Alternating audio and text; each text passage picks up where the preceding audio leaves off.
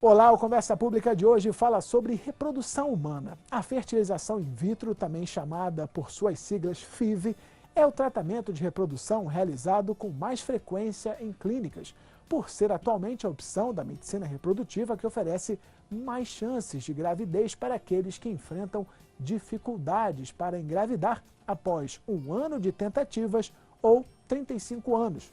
Assunto que mexe com muitos casais hoje em dia, que adiam o sonho de ter filhos. Existem causas femininas e causas masculinas que podem levar ao casal ter dificuldade em engravidar. Das causas femininas, as mais comuns são a obstrução nas trompas, as dificuldades na ovulação, a endometriose e para o homem, as alterações no sêmen, no que diz respeito não só à quantidade, como à qualidade do sêmen, né?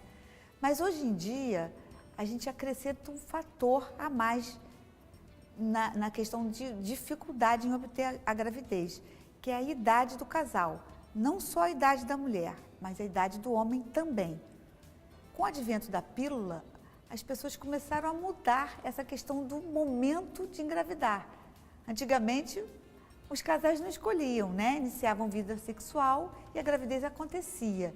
E muitas vezes acontecia até precocemente. Com o advento da pílula anticoncepcional, a partir dos anos 60, que foi um divisor de águas, o casal pôde começar a escolher o momento certo para ter seus filhos, para constituir sua prole. A mulher descobriu o mundo com isso, né? Eles desvincularam completamente a sexualidade da reprodução. Eles podiam exercer a sexualidade sem necessariamente engravidar.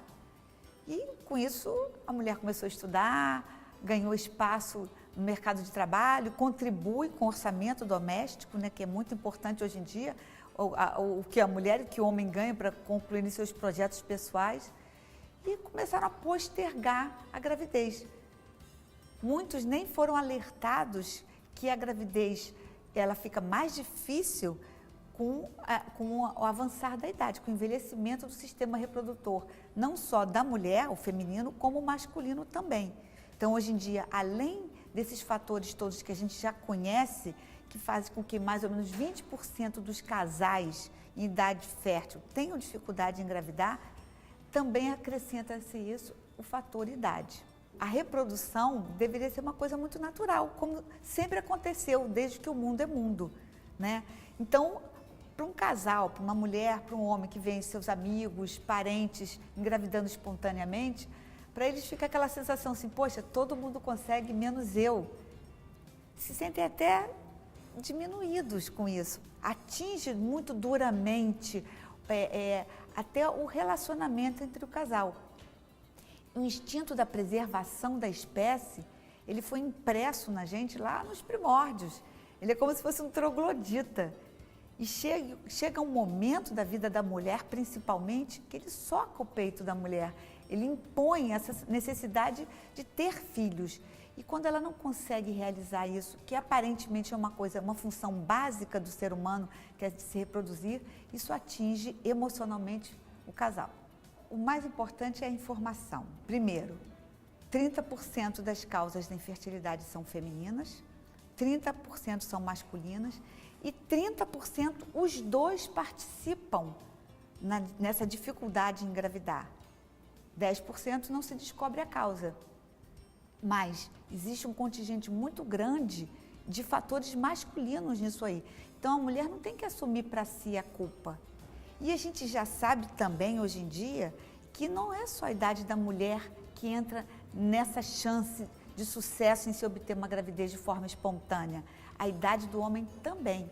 A mulher começa a ter mais dificuldade a partir dos 35 anos e o homem a partir dos 40. Então, não é uma diferença tão grande.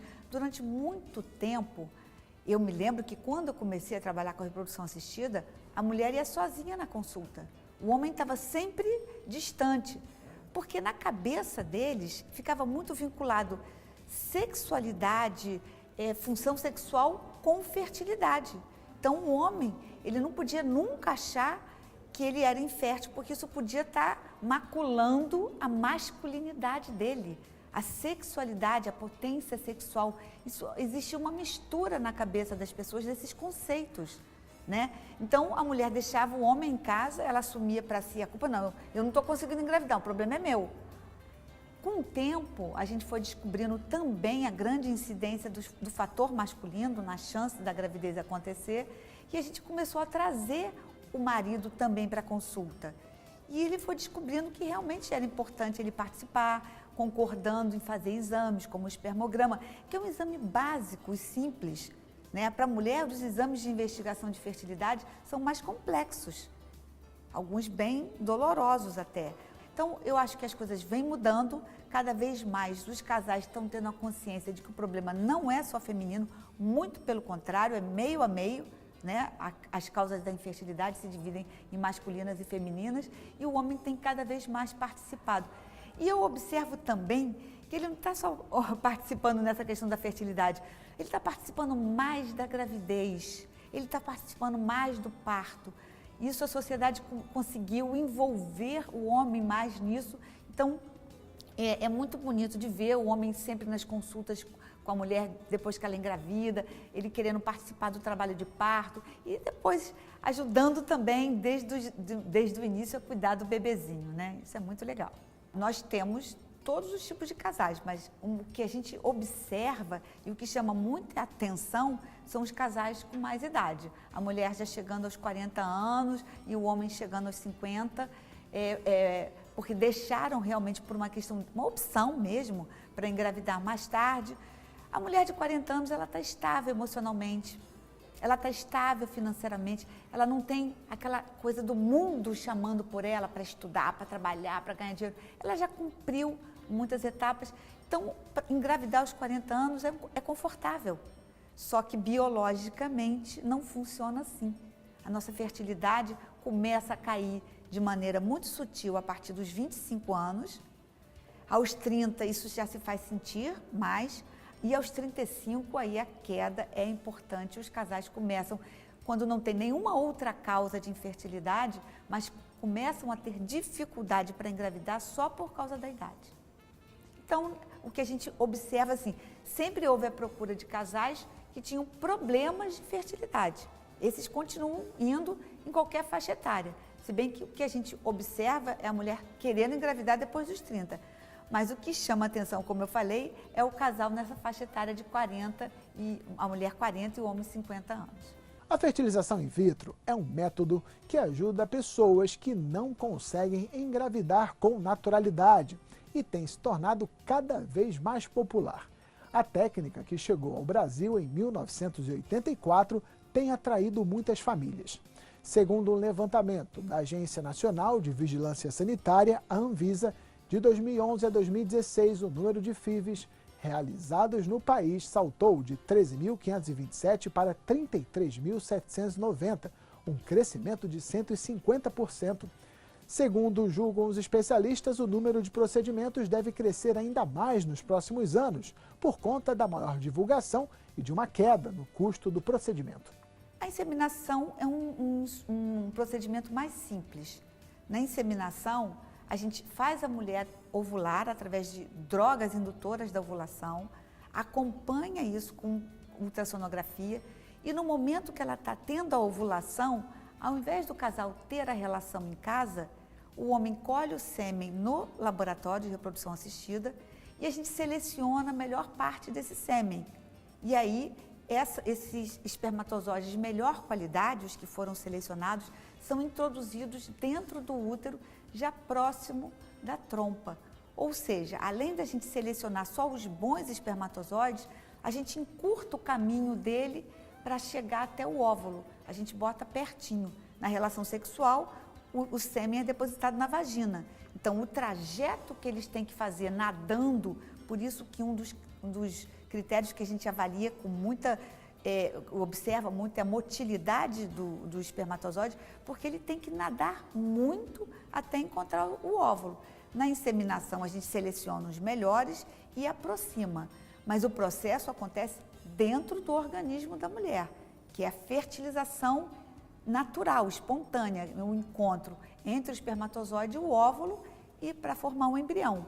Esse embrião se forma na trompa e a trompa empurra o embrião devolvendo ao útero, onde ele vai se implantar. Na fertilização in vitro, a gente faz tudo isso no laboratório. O próprio nome já diz, in vitro. Então, induzimos a mulher a ovular, colhemos esses óvulos fazendo uma punção e tiramos através da vagina esses óvulos. O homem colhe o espermatozoide através da masturbação e os dois vão para o laboratório, óvulos e espermatozoides. E como a gente costuma brincar, eles vão namorar. A gente coloca óvulos e espermatozoides juntos, eles se unem ou através da fertilização na plaquinha, que a gente chama in vitro convencional, ou quando a gente tem poucos espermatozoides de boa qualidade, a gente seleciona um a um e já coloca direto dentro do óvulo. E lá no laboratório se forma o embrião. A gente tem dessa forma como selecionar os melhores óvulos, selecionar os melhores espermatozoides e selecionar também os melhores embriões que a gente vai colocar diretamente dentro do útero da paciente, da esposa daquele homem. O custo de uma inseminação é mais barato porque a gente interfere menos, tem em torno de R$4.000, sem contar com medicamentos que se usa para induzir a ovulação. As medicações para esses tratamentos não são baratas, são caras também. E numa inseminação se gasta em torno de R$1.000, R$1.200 de medicamentos.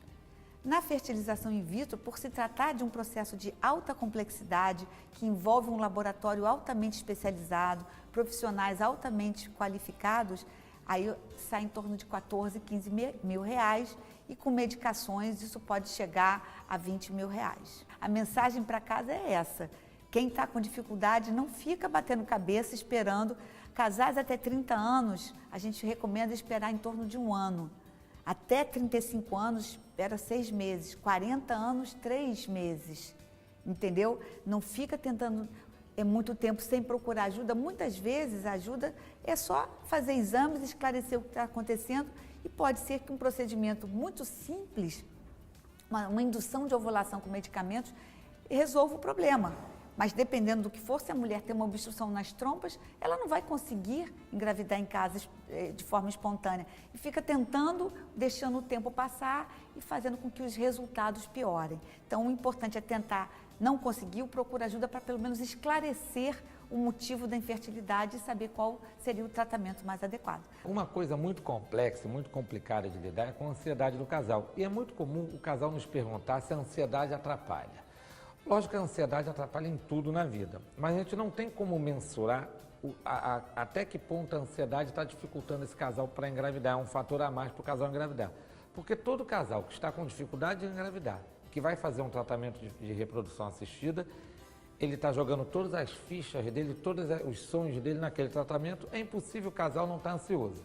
Então, a princípio, a ansiedade faz parte do tratamento do casal infértil, faz parte do processo de reprodução assistida.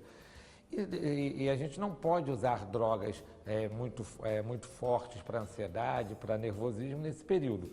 O melhor, naqueles casos que a ansiedade está incomodando muito o casal, é encaminhar o casal para uma psicoterapia, um psicólogo. Todas as clínicas de reprodução humana, de um modo geral, têm um psicólogo ou na própria clínica ou algum psicólogo de referência que possa ajudar a dar um suporte para eles para passar por essa fase. Porque nós sabemos que o tratamento também tem resultados limitados, em média, juntando todas as idades, a taxa de gravidez é 35%, então é um tratamento emocionalmente caro e financeiramente caro, com risco de não dar certo. Então, muitas vezes, esse casal pode precisar de um suporte psicológico para passar por essa fase toda e depois também para aceitar o resultado, tanto o resultado positivo como o resultado negativo, que são possíveis de acontecer. A taxa de gravidez na fertilização in vitro, que é o procedimento mais caro, de alta complexidade, varia muito com a idade, principalmente com a idade feminina. Em média, quando nós juntamos todas as idades, em média a taxa de gravidez é 35%. Mas em mulheres até 30 anos, nós conseguimos 60% de gravidez. Entre 31 e 33 anos, cai para 50%. Entre 34 e 37 anos, 40%. 38 e 39 anos, cai para 30%. 40 anos, 20% de sucesso. 41, 15%. 42 anos, 10%. 43 anos, 5%. E depois dos 44 anos, as taxas de sucesso com o próprio óvulo são muito baixas, geralmente menores do que 1%. Então, por isso é importante que o casal também não retarde muito a procura do tratamento. Então, esse casal que está tentando engravidar há pelo menos um ano, sem sucesso, já fez tratamento com seu ginecologista e não conseguiu a gravidez, deve procurar um especialista em reprodução assistida, que o nome certo é Fertileuta, para tentar encontrar o melhor caminho para conseguir uma solução para o seu problema. Somente no ano passado, mais de 66 mil embriões foram congelados no Brasil nos bancos de células e tecidos germinativos, mais conhecidos como clínicas de reprodução humana assistida. O número reflete a busca dos brasileiros por ajuda médica na hora em que desejam ter filhos. A quantidade de embriões congelados em 2016 é o dobro do registrado em 2012, quando as clínicas relataram o congelamento de pouco mais de 30 mil embriões. Uma opção para quem quer adiar os planos para ter um filho.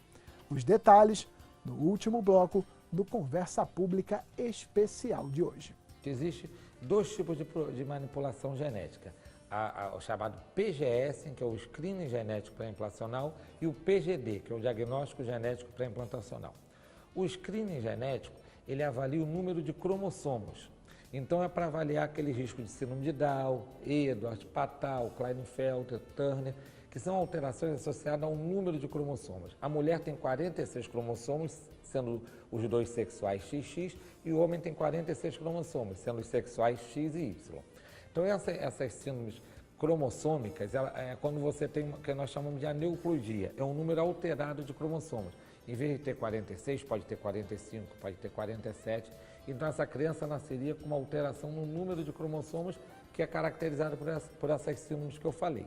Então, você avalia isso através do screening genético pré-implantacional, que é o PGS. É mais indicado em mulheres com mais idade, principalmente a partir de 40 anos, ou quando você tem alteração no cariótipo do marido ou da esposa. O PGD, que é o diagnóstico genético pré-implantacional, ele não vai avaliar o número de cromossomos, ele vai avaliar doenças genéticas específicas. Cada cromossomo tem milhões de genes. Então, por exemplo, distrofia muscular, uma série de doenças são causadas por uma mutação de um gene, por exemplo, fibrose cística, alguns tipos de anemia, como anemia falciforme, elas estão ligadas à alteração de um gene específico. E aí, nesses casos, no estudo genético, você estuda especificamente aquele gene alterado para tentar selecionar dentro dos embriões o embrião que é saudável, que não tem essa alteração genética. Mas no futuro, hoje ainda é experimental, mas no futuro estamos já trabalhando com manipulação genética mesmo. O que é? Hoje o que nós temos na realidade é selecionar os embriões saudáveis. Agora já estamos começando a tratar esses embriões. Já tem tratamento, que ainda é experimental, em que você consegue consertar aquele embrião alterado. Você consegue retirar aquele gene alterado e corrigir esse gene alterado.